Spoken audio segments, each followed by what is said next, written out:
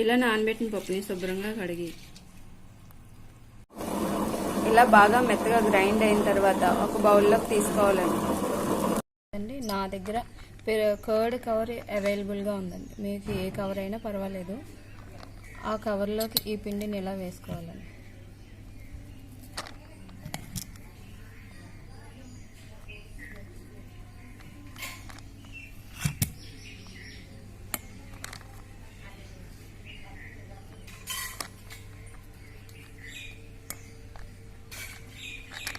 వేసుకుని ఒక ఎడ్జ్కి తీసుకురావాలి. సపోజ్ ఇలా మనం కోన్ ఎలా పెడతాం అలా. అప్పుడు ఈ ఎడ్జ్లో కట్ చేసుకోవాలండి. చిన్నగా, చాలా అంటే చాలా చిన్నగా.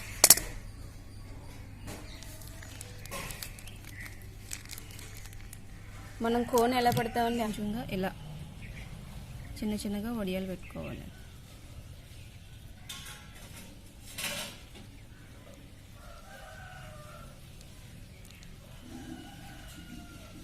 చాలా చిన్నగా పెట్టుకోవాలి. వీటినే చిట్టొడియాలు అంటారండి.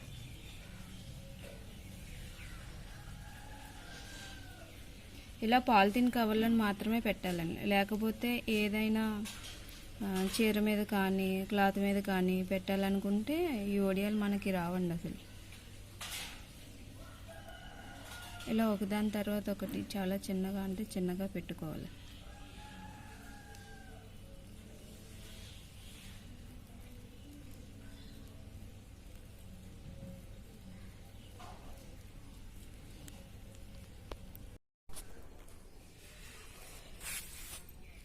ఇలా మొత్తం అంతా పెట్టేశానండి. పెట్టేసి ఆరబెట్టేసి